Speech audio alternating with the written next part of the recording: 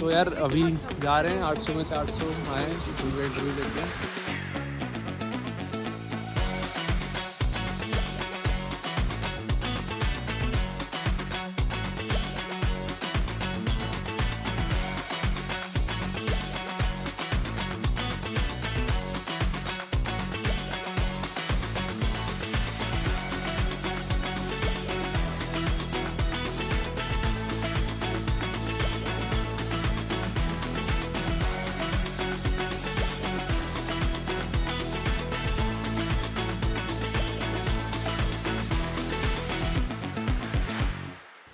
सौम्या, आप सृष्टि के दोस्त हैं जो दौलत राम में है और आप खुद एसआरसीसी में हैं। कितने मार्क्स आपने स्कोर किए थे सीवीटी में?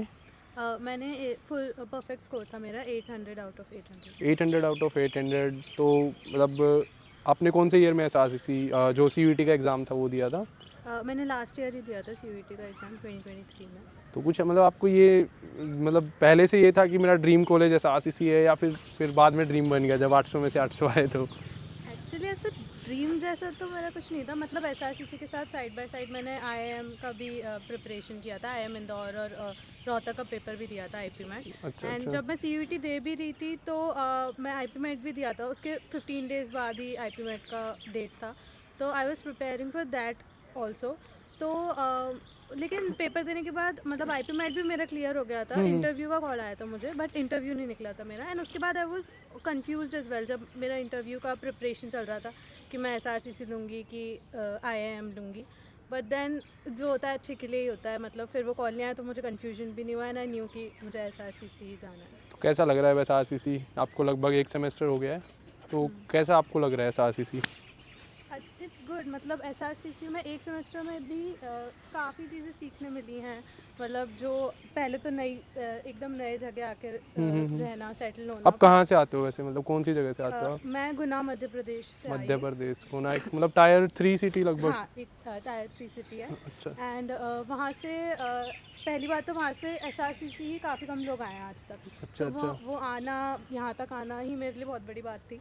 उसके बाद आके सेटल होना, फिर आते ही एसआरसीसी है, हर मतलब पूरे देश से सारे अच्छे लोग ही आते हैं जो टॉपर्स। काफ़ी, हाँ टॉपर्स ही आते हैं। तो उस बीच मतलब ऐसे उस कंपटीशन में सरवाइव करना, दोस्त बनाना, मतलब शुरू का हफ्ता, शुरू के 15 दिन बस बहुत अच्छे, मतलब सब कनेक्ट कर रहे थे एक दूसरे से, सब दोस्त बना रहे थे। उसके बाद सोसाइटीज़ हैं एसआरसीसी में काफ़ी सारी, उसके इंटरव्यूज शुरू हो जाते हैं, फिर मतलब recruitment। कंपटीशन में झुक जाते फिर होगे। उसके बाद मतलब हिट होता है कि हम इतने कंपटीशन में हैं, इतने कंपटीशन में हमें सरवाइव करना है, और वो फिर पूरा सेमेस्टर उसी में चला गया एक तरीके से, उस कंपटीशन में। तो आप कौन सी सोसाइटीज़ में हैं अभी? मैं 4 सोसाइटीज़ में हूँ, marketing society, commerce society, computers and mathematics society और एनएसएस। तो कितना डिफिकल्ट था, मतलब आपने टोटल कितनी सोसाइटीज़ में अप्लाई किया? किसी में रिजेक्ट भी हुए होगे, किसी में सेलेक्ट हुए? अप्लाई तो मैंने बहुत सारी सोसाइटीज़ में किया था। आई गेस मैंने आराम से 15-20 फॉर्म्स फिल किए थे सोसाइटीज़ के, और जीडी भी दिए थे। 3 या 4 राउंड्स होते हैं रिक्रूटमेंट के, किसी में 3 और किसी में 4। तो फॉर्म, जीडी और इंटरव्यू तो सब में ही होता है, किसी में वो एडिशनल राउंड भी डाल देते हैं। तो मैंने जीडी तो सभी के दिए थे, अराउंड 15-20 जीडीज़ भी दिए थे मैंने। बट फिर उसके बाद जैसे जैसे इंटरव्यूज़ आ रहे थे, कुछ सोसाइटीज़ में मेरा हो भी गया, तो उसके बाद मैंने इंटरव्यू स्किप भी कर दिए थे, बिकॉज बहुत हैक्टिक हो जाता है, वो टायरिंग हो जाता है। कुछ टाइम बाद आपको लगने लगता है कि यार नहीं, इससे तो नहीं ही चाहिए सोसाइटीज़ इतना। मतलब पूरा सितंबर, अगस्त 16 अगस्त को स्टार्ट हुआ था कॉलेज, तो पूरा सितंबर एंड आधा अक्टूबर भी इसमें निकल गया था। अच्छा, अच्छा। तो उसके बाद मैंने काफ़ी सारे वो नहीं दिए थे इंटरव्यूज़, और फिर उसके बाद रिजेक्शन भी हुआ था, काफ़ी जीडीज़ में भी रिजेक्ट हुई थी मैं। टॉप एसआरसीसी की सोसाइटी कौन सी है, टॉप अगर बात करें तो? टॉप अगर देखा जाए तो प्लेसमेंट सेल, मैं कहूँगी प्लेसमेंट सेल और इनएक्टर्स, 2 सोसाइटीज़ में जो काफ़ी अच्छी हैं, काफ़ी हेक्टिक भी हैं, बट काफ़ी मतलब डेवलपमेंट होता है। एंड एक और 180 डिग्री कंसल्टिंग, सबसे ज़्यादा मुझे ऐसा लगता है कि उस सोसाइटी में सीखना सबसे ज़्यादा मिलता है, क्योंकि वहाँ पर उनके पास रियल क्लाइंट्स हैं, जो रियल कंपनीज़ हैं वो वहाँ के उनके क्लाइंट्स हैं। तो उसमें तुम्हें पूरा कॉर्पोरेट एक्सपोजर मिलता है कि जो तुम्हें आगे जाके करना है अगर कंसल्टिंग, तो काफ़ी हेल्पफुल है। तो मतलब आप यहाँ पे पीजी में रहते हैं जैसे, तो आपकी बाकी फ्रेंड्स भी होंगी जो डिफरेंट कॉलेजेस में होंगी, आपका कोर्स भी कर रहे होंगे, अदर कोर्स भी कर रहे होंगे। तो यहाँ से एक थोड़ा सा आइडिया तो लगता है कि एसआरसीसी में इतना कुछ हो रहा है, बाकी कॉलेजेस में इतना हो रहा है या नहीं हो रहा है। अगर आप उनसे कभी डिस्कस करते हो कि यार तुम्हारी सोसाइटी में क्या होता है, तुम्हारी कॉलेज में क्या होता है, तो ऐसा कुछ उनसे आपने डिस्कस किया कि बाकी कॉलेजेस की सोसाइटीज़ कैसी हैं? हाँ, आई फील मतलब जितना मेरे को पता है, जितना मैंने डिस्कस भी किया है, मुझे ऐसा लगता है एसआरसीसी एक तो जाना ही अपनी सोसाइटीज़ की वजह से ही है उतना, क्योंकि वहाँ पर बहुत सारी सोसाइटीज़ हैं और बहुत सारी सोसाइटीज़ काम भी कर रही हैं कुछ ना कुछ। तो मुझे ऐसा लगता है कि हमारे यहाँ, लेकिन हमारे यहाँ बहुत हेक्टिक और कभी कभी वो टॉक्सिक भी हो जाता है कि सिर्फ सोसाइटीज़ में ही लगे हुए हैं, सीनियर समझते नहीं है, अटेंडेंस कभी अब इशू आने लगा है तो क्लासेस भी अटेंड करनी पड़ती है। बट अदर देन दैट उनसे सीखने भी बहुत मिलता है एंड काफ़ी अच्छा एक्सपीरियंस होता है। और बाकी सोसाइटीज़ में कुछ थोड़ा बहुत कम है, बाकी कॉलेजेस में आपने? बाकी कॉलेजेस में कुछ कुछ कॉलेजेस हैं, जैसे हंसराज भी है, उसमें भी काफ़ी सोसाइटीज़ पे ध्यान दिया जाता है वो। लेकिन मतलब मुझे ऐसा लगता है एसआरसीसी में कुछ ज़्यादा सोसाइटी ज़्यादा है, ज़्यादा। सो सौम्या, अब हम काम की बात पे आते हैं डायरेक्ट। जो बच्चे अभी हमें देख रहे हैं वो ये जानना चाहते हैं कि यार ये 800 में से 800 दीदी ने स्कोर कैसे किया, स्ट्रेटजी क्या थी? कि एसआरसीसी में तो बहुत लोग होंगे, पर 800 में से 800 वाली स्ट्रेटजी क्या थी? मेरे हिसाब से अगर मतलब 800 में से 800 वाली स्ट्रेटजी, ऐसे कुछ खास स्ट्रेटजी नहीं होती है। बस द थिंग इज़ कि अगर तुम सिर्फ CUET के 1 महीने पहले या फिर 15 दिन पहले पढ़ रहे हो, तो मुझे नहीं लगता कि 800 में से 800 आ पाएंगे। मतलब मुझे नहीं पता, मैंने ऐसा नहीं किया था। अगर तुम्हारे पूरे साल में 11th-12th में कॉन्सेप्ट्स क्लियर है, स्पेशली 12th में, और तुमने पूरे साल पढ़ा है, तो आई फील कि अगर तुम जैसे मैंने जैसे बताया कि मैं IP MET की भी तैयारी कर रही थी, तो मेरे पास उतना ज़्यादा टाइम नहीं था कि मैं CUET को बहुत ज़्यादा टाइम दे पाऊँ। मुझे दोनों में बैलेंस करना होता था। तो मैंने CUET के 15 दिन पहले ही रिवीजन स्टार्ट किया था। बट क्योंकि मैंने पूरे साल अच्छे से पढ़ा था बोर्ड्स के लिए और मेरी काफ़ी अच्छी प्रिपरेशन थी, तो उन 15 दिन का रिवीजन करने के बाद ही मतलब मेरे कॉन्सेप्ट्स क्लियर थे, इसलिए मैं एग्जाम्स में अच्छे से लिख पाई, CUET में अच्छे से टिक कर पाई। बोर्ड्स में कितना स्कोर किया था आपने? मेरे बोर्ड्स में 96.8% आए थे, 97%। तो बोर्ड्स पे भी आपने मतलब अच्छे से लिख लिख के प्रैक्टिस की थी, सारी चीज़ें की थी आपने? हाँ, मतलब मैंने वही जैसे मैंने कहा, पूरे साल मैंने कॉन्सेप्ट्स क्लियर रखे, लेकिन बोर्ड्स के टाइम पे मैं काफ़ी ज़्यादा सैम्पल पेपर सॉल्व करना या प्रीवियस ईयर क्वेश्चंस देखना, ये सब चीज़ें मैंने बहुत ज़्यादा की थी, क्योंकि हमारे बोर्ड्स में वैसे भी थोड़ा टाइम होता है, 5-5 6 दिन मिलते हैं। तो उस बीच में आई मेड श्योर कि मैं सैम्पल पेपर्स कर रही हूँ, प्रीवियस ईयर क्वेश्चंस कर रही हूँ और NCERT वगैरह कर रही हूँ। तो उसकी वजह से मेरी प्रिपरेशन हो गई थी, 2-3 बार रिवीजन भी हो गया था, इसलिए मैंने CUET के 15 दिन पहले दोबारा रिवीजन किया एंड या फिर उसके बाद मैं पेपर देने गई थी। तो CUET में अगर हम बात करें तो जो क्वेश्चंस आते हैं बोर्ड्स में वो डिस्क्रिप्टिव आते हैं, CUET में MCQ बेस्ड आते हैं। तो इन दोनों के बीच आपने कैसे अलग अलग जगह से कैसे प्रैक्टिस की? MCQ कहाँ से प्रैक्टिस की और डिस्क्रिप्टिव वाले कहाँ से प्रैक्टिस किए? डिस्क्रिप्टिव के लिए तो इतनी दिक्कत नहीं आती है, बिकॉज बुक्स में ही मटेरियल होता है, लेकिन CUET का मटेरियल कहीं भी इतना अवेलेबल है नहीं, मतलब प्रीवियस ईयर क्वेश्चंस भी अवेलेबल नहीं होते हैं CUET के। तो वो एक दिक्कत थी, क्योंकि पिछले साल ही आया था, हमसे 1 साल पहले ही CUET आया था, तो हमें ये भी नहीं पता था कि किस लेवल का आता है, कैसा आता है।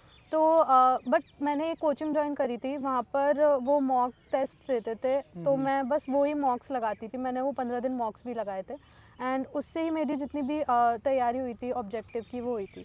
मतलब बेसिकली होते वो ऑब्जेक्टिव पेपर है, लेकिन अगर तुमने डिस्क्रिप्टिव के लिए अच्छे से पढ़ा है तो कॉन्सेप्ट्स वही रहते हैं और वो उसी टाइप के क्वेश्चंस होते हैं कि तुम कर सको। तो मैं अगर एक लाइन में पूछ रहा है, सबसे बेस्ट बुक बता दो आप CUET के लिए कौन सी होती है? मतलब आई वुड से NCERT। मतलब अगर पूरे साल पढ़ने के लिए तो रिफ्रेशर्स लोग मतलब लेते हैं, जैसे पूनम गांधी हो गई, संदीप गर्ग हो गया, लेकिन अगर मेन पेपर की प्रिपरेशन करनी है तो NCERT is the best, because वो बहुत ही हर जगह NCERT फॉलो होती है, यूनिवर्सल है। कई बार तो क्वेश्चंस जो होते हैं वो बिल्कुल NCERT का टेक्स्ट ही आ जाता है उठ के, तो NCERT एग्जाम्स के लिए बेस्ट होती है। ओके, एंड NCERT के बाद आपने MCQ किसी आपके जो कोचिंग ने मॉक टेस्ट दिए थे आपने सिर्फ वही अटेम्प्ट किए थे, एंड अगर आपको प्रीवियस ईयर क्वेश्चन पेपर मिल जाएं सारे 2022 के मिल जाते आपको, तो आपके लिए कितना इजी होता? हाँ, तो फिर काफ़ी इजी हो जाता, बिकॉज एज आई सेड कि वो मेन दिक्कत थी कि क्वेश्चंस अवेलेबल नहीं होते हैं। बट राइट नाउ हमने स्टूडेंट्स के लिए 2022 और 23 के सारे शिफ्ट्स के क्वेश्चंस हमारे ऐप पे अपलोड कर दिए, तो व्हाट यू थिंक कि उनके लिए कितना ज़्यादा ये हेल्पफुल रहने वाला है?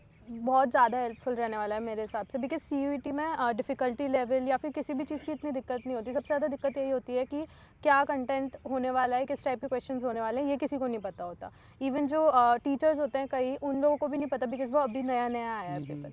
तो अगर प्रीवियस ईयर क्वेश्चंस मिलते हैं तो फिर तो मतलब बहुत ही ईजी हो जाता है स्कोर करना अगर कॉन्सेप्ट अच्छा। क्लियर है तो फिर आपने 800 में से 800 स्कोर किए, आपका नॉर्मलाइज्ड स्कोर ये बना, पहले कितना स्कोर था रो स्कोर?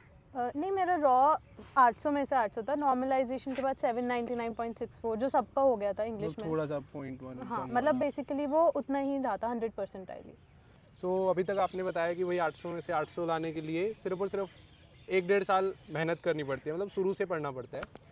बट अब अपन पर्टिकुलर सब्जेक्ट्स के अंदर भी थोड़ा सा जान लेते हैं कि इंग्लिश अगर आपने पढ़ी तो जो 12th का सिलेबस था वो अलग होता है CUET से, तो इंग्लिश की तैयारी आपने कैसे की जिसमें 200 में से 200 आपने स्कोर किए? हाँ इंग्लिश अलग होता है क्योंकि बोर्ड्स में तो नॉर्मल हमें जो है लिटरेचर आती है, लेकिन CUET में ग्रामर के क्वेश्चंस होते हैं, रीडिंग कॉम्प्रिहेंशन होता है, सेंटेंस करेक्शन होता है। तो लेकिन इसका मटेरियल यूट्यूब पे बहुत इजीली अवेलेबल होता है, यूट्यूब और गूगल पे। अगर ये क्वेश्चंस आप सर्च करोगे, आपको सिलेबस थोड़ा भी पता है तो आप कर सकते हो। और इजी लेवल के क्वेश्चंस आते हैं, मैं कहूँगी अगर अच्छे से प्रैक्टिस करी है, थोड़े बहुत मॉक्स लगाए हैं तो इतना मुश्किल नहीं होता इंग्लिश करना।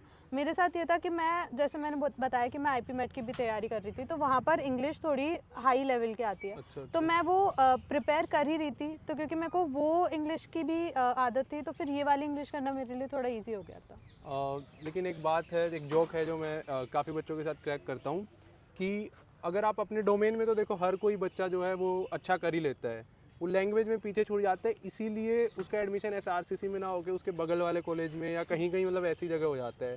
तो मतलब आपको क्या लगता है कि लैंग्वेज कितना ज़्यादा रोल प्ले करता है? क्योंकि जितना मुझे लगता है BST आपका सब्जेक्ट रहा, अकाउंट्स रहा, उनके अंदर तो काफ़ी लोगों ने अच्छे मार्क्स स्कोर किए होंगे, लेकिन जो लैंग्वेज होती है उसके अंदर वो पीछे छूट जाते हैं। तो आपको इसमें क्या लगता है कि लैंग्वेज कितना ज़्यादा SRCC या फिर नॉट SRCC में रोल प्ले करता है? लैंग्वेज काफ़ी इंपॉर्टेंट होता है बिकॉज लैंग्वेजेस वो ये भी नहीं है कि आप पूरे साल प्रिपेयर कर लो या कुछ, क्योंकि वो आपके सिलेबस का पार्ट नहीं होता।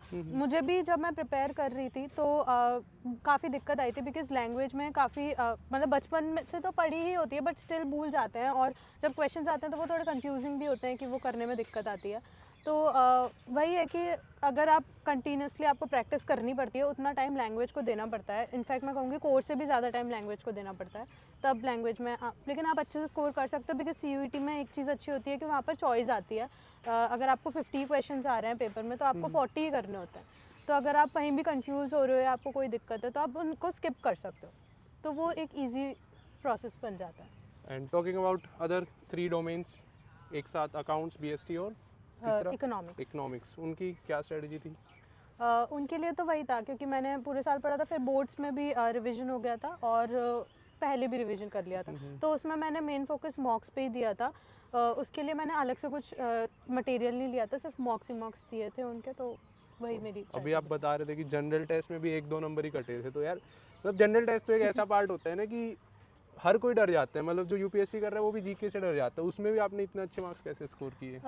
इसमें मेरा लक अच्छा था बिकॉज जनरल टेस्ट के जितने सेट्स हुए थे, कुछ में GK ज़्यादा आया था, कुछ में लॉजिकल रीजनिंग क्वांट्स ज़्यादा आया था। मेरे में लकीली क्वांट्स ज़्यादा आया था, और क्योंकि मेरी क्वांटिटेटिव एबिलिटी फिर भी अच्छी थी बिकॉज मैं IP MET के लिए पढ़ा था वो, तो मैं फिर भी वो क्वेश्चंस अटेम्प्ट कर पाई थी। जितने भी GK के क्वेश्चंस थे मैं सारे GK के क्वेश्चंस छोड़ के आई थी, मतलब जो करंट अफेयर्स वाले जो हाँ थे। क्योंकि करंट अफेयर्स पढ़ लिए थे मैंने, बट मुझे शुरू से करंट अफेयर्स पढ़ना कभी पसंद आया ही नहीं है। पढ़ते तो, कहाँ से थे आप करंट अफेयर्स? मैं यूट्यूब से ही पढ़ती थी या फिर गूगल पे सर्च करके, या फिर मैं न्यूज़पेपर रीडिंग की भी कोशिश करती थी क्योंकि उससे इंग्लिश भी अच्छी होती है। अगर आपको न्यूज़पेपर रीडिंग की आदत है तो आप सारे मतलब इंग्लिश और अगर आप इंग्लिश और GT की बात करो तो आप दोनों ही अच्छे से क्रैक कर सकते हो अगर आप न्यूज़पेपर रीड कर रहे हो तो मैं वो करने की कोशिश करती थी। फिर भी मैंने GK के सारे क्वेश्चंस छोड़े थे, जो मेरे 2-3 गलत भी हुए वो भी कुछ GK और जो जनरल साइंस होती है, मेरे को ये लगता है कि GT में GK से ज़्यादा जनरल साइंस आती है, जैसे जो हमारे 9th-10th के साइंस के क्वेश्चंस थे या जो भी बेसिक क्वेश्चंस होते हैं, तो वो ज़्यादा ही परेशान करते हैं बिकॉज उनका तो कोई प्रिपरेशन का सोर्स ही नहीं है, वो तो इनफाइनाइट है। चलो मतलब IP MET ने ना आपकी बहुत ज़्यादा हेल्प कर दी जनरल टेस्ट के अंदर, क्योंकि उनके अंदर तो पूरा सिलेबस पढ़ाते हैं IP MET के अंदर। तो अब जो आपके जूनियर्स हैं जो SRCC में आने वाले हैं, कुछ उनको यार अपनी तरफ से आप कुछ टिप्स देना चाहोगे कि ऐसे करोगे तो SRCC पहुंच जाओगे एंड अगला इंटरव्यू मतलब हो सकता है कि नेक्स्ट ईयर आप हमारे साथ दे रहे हो, कुछ ऐसी टिप्स अपनी तरफ से? मैं यही कहूँगी लास्ट 3 महीने की टिप्स। कि जब मेरा एग्ज़ाम था तब मुझे बहुत स्ट्रेस होता था कि मैं IP MET दे पाऊँगी या फिर SRCC मिलेगा, IIM मिलेगा या कुछ ही नहीं मिलेगा। बट मैं ये कहूँगी कि स्ट्रेस लेने की ज़रूरत नहीं होती है। मैंने भी एक सीनियर से बात करी थी तब, तो वो बोल रहे थे कि ईजी होता है SRCC में, इतना स्ट्रेस मत लो, अगर अच्छे से पढ़ा है तो हो जाएगा। तो मैं वही कहूँगी कि अपने ऊपर कॉन्फिडेंस रखना इन 2-3 महीने में बहुत इंपॉर्टेंट होता है, क्योंकि तुम्हें प्रिपरेशन करनी है, लेकिन अगर तुम्हारे पास कॉन्फिडेंस नहीं है तो तुम एग्ज़ाम में गलत कराओगे वो क्वेश्चन। तो जस्ट बी कॉन्फिडेंट, अपने ऊपर कॉन्फिडेंस रखो and you will be able to do it. इतना टफ नहीं है, just practice it, previous year questions देखते रहो and you will be good to go. So यार सौम्या के लिए तो बहुत ज़्यादा इजी था, मतलब सिर्फ 1-1.5 साल पढ़ाई करनी पड़ी और 800 में से 800 स्कोर कर लिए इन्होंने। बट आपके लिए इतना ज़्यादा इजी नहीं रहेगा अगर आप प्रैक्टिस नहीं करेंगे या फिर ढंग से पढ़ाई नहीं करेंगे।